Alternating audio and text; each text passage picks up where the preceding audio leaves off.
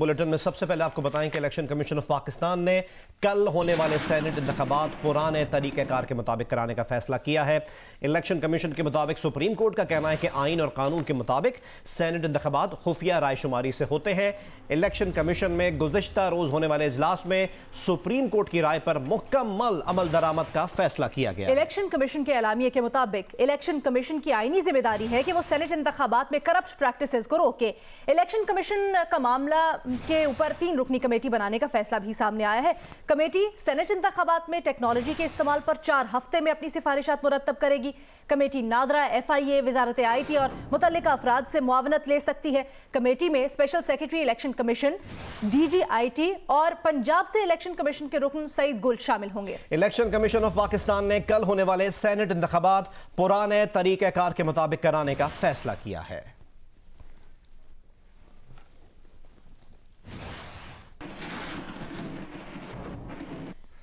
Election commission के फैसले पर रद्द-ए-अमल देते हुए वफाकी वजीर साइंस और टेक्नोलॉजी फवाद चौधरी का कहना है, इलेक्शन कमीशन ने सेनेट इंतखाबात में करप्शन रोकने के लिए टेक्नोलॉजी की अहमियत तस्लीम की। हैरानकुन तौर पर इलेक्शन कमीशन इस्लाहात अगले इंतखाबात तक मौखर कर रहा है। एक बयान में फवाद चौधरी का कहना था कि सुप्रीम कोर्ट का फैसला बहरहाल मुख्तलिफ राय देता है, हमारे लिए दोनों इदारे मुहतरम हैं।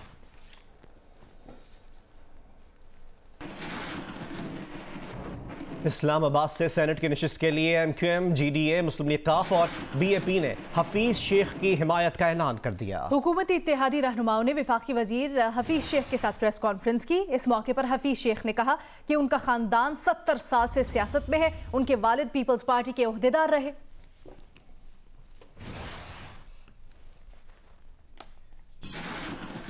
तमाम इत्तेहादी पार्टीज ने यहाँ पर मिलकर पाकिस्तान तहरीक इंसाफ और जो दूसरी इत्तेहादी पार्टीज़ हैं उनके कंबाइंड जो कैंडिडेट्स हैं पूरे पाकिस्तान में सेनेट की इलेक्शंस में एक दूसरे की मदद करने का फ़ैसला किया है।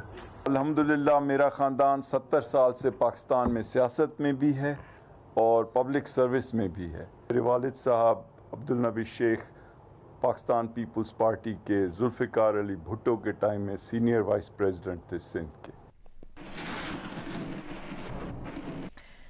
वफाकी वजीर डॉक्टर अब्दुल हफीज शेख के हमरा प्रेस ब्रीफिंग के दौरान MQM से ताल्लुक़ रखने वाले वफाकी वजीर अमीनुल हक ने कहा कि उनकी हिमायत ने तहरीक इंसाफ की हिमायत बरकरार रखने का फैसला किया है। MQM के रहनुमा ने यह वाज़ेह किया है कि MQM ने यानी उनकी जमात ने तहरीक इंसाफ की हिमायत बरकरार रखने का ही फैसला किया है। फैसला किया गया है कि यस MQM पाकिस्तान वफाकी हुकूमत में पाकिस्तान तहरीक इंसाफ के साथ खड़ी है। MQM ने किसी भी मौके पे कोई वज़ीर, कोई मुशीर या गवर्नरशिप की बात नहीं की, बल्कि हमने इनके सामने क्या रखा, शहरी सिंध का मुकदमा रखा। हमने इनके सामने क्या रखा, अर्बन डेवलपमेंट पैकेज की बात की। हमने क्या कहा कि पिछले 13 साल से सिंध में जो पाकिस्तान पीपल्स पार्टी की करप्ट, नाहल और तासुब-परस्त हुकूमत है, इसने न सिर्फ शहरी सिंध बल्कि पूरे सिंध को तबाह बर्बाद कर दिया है। 13 साल में कराची के लिए 13 गैलन पानी नहीं दिया गया। 13 साल में कराची के लिए 13 बसें नहीं दी गई। हमने क्या रखा कि डेवलपमेंट पैकेज होना चाहिए। सेनेट इंतखाबात का सबसे दिलचस्प और बड़ा मार्का वफाकी दारुल हुकूमत इस्लामाबाद की जनरल नशिस्त पर होगा। साबिक वज़ीर आज़म यूसुफ रज़ा गिलानी और वज़ीर ख़ज़ाना अब्दुल हफीज शेख एक दूसरे के मद्दे मुकाबिल हैं। जरा नंबर्स गेम पर नजर डालें तो हुकूमती इत्तेहाद के पास 181 जबकि अपोजिशन नशिस्तों पर मौजूद जमातों के पास 160 नशिस्तें हैं। कौमी असम्बली में पार्टी पोजीशन क्या है, इस रिपोर्ट में जानिए। सेनेट इलेक्शन में इस्लामाबाद की एक जनरल और एक खातून नशिस्त पर मुकाबला। ऐवान ज़ेरी यानी कौमी असम्बली बन जाएगी पोलिंग स्टेशन। जनरल नशिस्त पर पीपल्स पार्टी के साबिक वज़ीर आज़म यूसुफ रज़ा गिलानी और वज़ीर ख़ज़ाना अब्दुल हफीज शेख के दरमियान जोड़ पड़ेगा। यूसुफ रज़ा गिलानी अपोजिशन इत्तेहाद PDM के मुत्तफ़िका उम्मीदवार हैं। ख़वातीन की नशिस्त पर PTI की फौजिया अरशद और मुस्लिम लीग नून की फरजाना कौसर एक दूसरे के मद्दे मुकाबिल हैं। कौमी असम्बली में अरकान की तादाद है 341। NA 75 पर ज़िमनी इलेक्शन दोबारा होना है, इसलिए ये नशिस्त अभी खाली है। कौमी असम्बली में पार्टी पोजीशन के मुताबिक पाकिस्तान तहरीक इंसाफ के पास 157 सीटें हैं। हुकूमती इत्तेहाद में शामिल मुस्लिम लीग काफ के पास 5 नशिस्तें, MQM के पास 7, GDA के पास 3, अवामी मुस्लिम लीग के पास 1, बलूचिस्तान अवामी पार्टी के पास 5, जबकि जमहूरी वतन पार्टी के पास 1 नशिस्त है। 2 आजाद उम्मीदवार असलम भोतानी और मीर अली नवाज शाह हुकूमती इत्तेहाद में शामिल हैं। यूं हुकूमती इत्तेहाद की तादाद 181 है। दूसरी जानिब अपोजिशन बेंचेस पर मौजूद मुस्लिम लीग नून के पास 83, पाकिस्तान पीपल्स पार्टी के पास 55, MMA के पास 15 और ANP के पास 1 नशिस्त है। BNP के 4 और 2 आजाद उम्मीदवार अली वजीर और मोहसिन दावड़ भी अपोजिशन नशिस्तों पर मौजूद हैं। इस तरह अपोजिशन बेंचेस पर मौजूद अरकान की तादाद 160 है। सेनेट इंतखाबात में कौमी असम्बली के पोलिंग स्टेशन से ज्यादा वोट हासिल करने वाले उम्मीदवार कामयाब करार पाएंगे। साथी रिपोर्टर नौशीन यूसुफ के साथ आसिफ बशीर चौधरी, जियो न्यूज, इस्लामाबाद। विफाकी वजीर फवाद चौधरी ने दावा किया है कि अपोजिशन सेनेट इंतखाबात के लिए एक हारी हुई जंग में तवानाइयां लगा रही है। 24 घंटों बाद अपोजिशन का रोना धोना शुरू हो जाएगा।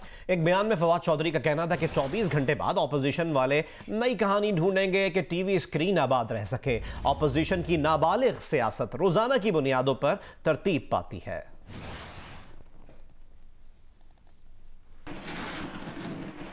वफाकी वजीर फवाद चौधरी के बयान का जवाब देते हुए नून लीग की तर्जुमान मरियम औरंगजेब का कहना है कि चेयरमैन सेनेट और डस्का के वोट चोरों की चीखें निकलना शुरू हो चुकी है। मजीद कहा, आटा, चीनी, बिजली, गैस, दवा चोर वोट की ताकत से घबरा चुके हैं। मजीद कहा, मरियम औरंगजेब ने बयान देते हुए कि अवाम की जेब काटने वाले लुटेरे वोट की ताकत से घबरा चुके। 24 घंटे पहले शदीद घबराहट चोरों के घर जाने की नवीद सुना रही है।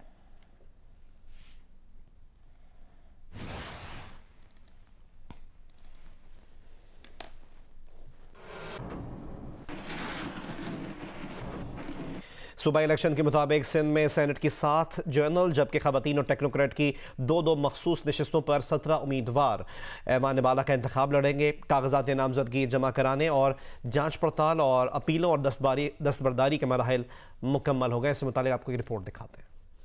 सूबाई इलेक्शन कमीशन के मुताबिक सिंध में सेनेट की 7 जनरल जबकि खवातीन और टेक्नोक्रेट की 2 मखसूस नशिस्तों पर 17 उम्मीदवार ऐवान बाला के इंतखाब लड़ेंगे।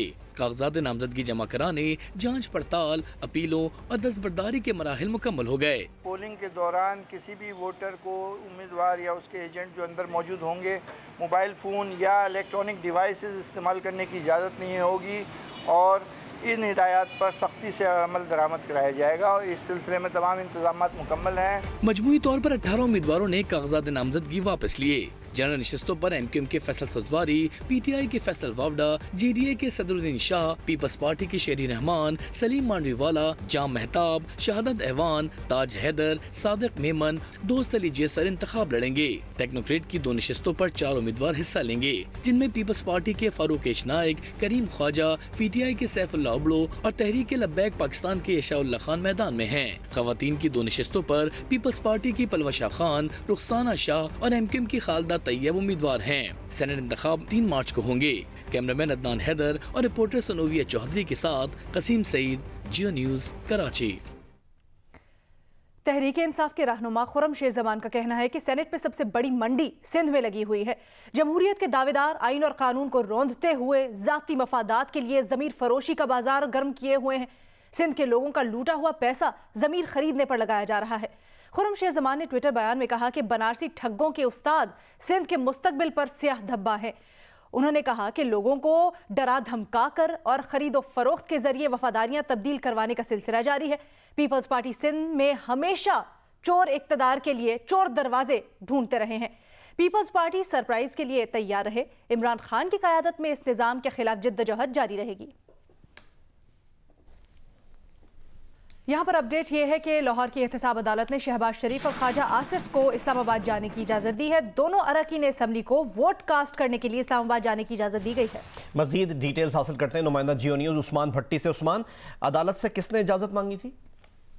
जी, जैसे कि कल सेनेट के इंतखाबात होने जा रहे हैं और ख्वाजा मोहम्मद आसिफ और मियां मोहम्मद शहबाज शरीफ जो कि इस वक्त कोर्ट लखपत जेल में कैद हैं और दोनों ने की जो केसेस हैं वो नैब अदालत में चल रहे हैं और आज जो है नैब अदालत के जजेस ने इन्हें वोट कास्ट करने की इजाज़त दे दी है और कुछ देर बाद मियां मोहम्मद शहबाज शरीफ और जो ख्वाजा आसिफ हैं इनको जो मुतल्लिका हुकाम है वो लेकर इस्लामाबाद रवाना हो जाएंगे। जी, बहुत शुक्रिया उस्मान भट्टी तफसीलात के लिए।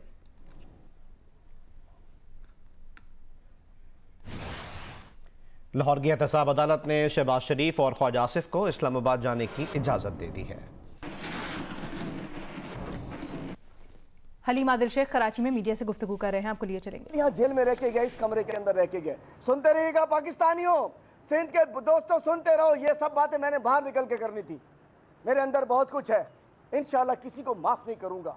मैं कहता हूँ, कहते हैं ना बात ना करो जेल भेज देंगे, भेज दो जेल, कर दो बंदवाट, कर दो फांसी घाट। मैं हक बोलता रहूंगा। मैं गरीब का बेटा हूँ, एक सेल्फ मेड पॉलिटिकल वर्कर हूँ। अपनी गरीबों की दुआएं मेरे साथ है। तुम क्या करो, अल्लाह की मदद, गरीबों की दुआ और इमरान खान की सपोर्ट मेरे साथ है। मेरे पार्टी के वर्कर मेरे साथ है। रात को 11 बजे हसन सहतो मेरे पास आता है, मेरे खोली के गेट पे आता है, कहता है आप सो रहे हो, मच्छर नहीं काट रहे? मैंने कहा मच्छर मुझसे सेट हो गए। उसके बाद कहते हैं कि मुझे ये कहा है कि जी उसको तंग करो। फिर कहता है जरदारी साहब इस खोली में थे, मेरे बड़े अच्छे जानने वाले हैं, बड़े अच्छा दिल रखते हैं, अगर आप बोलो तो मैं बात करूं। अभी मोबाइल निकाला उसने, कहता आप कहो तो मैं बात करूं, मसला हल हो जाएगा, एक इनको दब लगाएंगे, मैं मोबाइल से आपकी बात कराऊं। अब मुझे समझ में आ रहा है हलीम आदिल शेख, मेरे अंदर बहुत कुछ है, किसी को माफ नहीं करूंगा, ये कहना है हलीम आदिल शेख का, जो कराची में मीडिया से बात कर रहे हैं।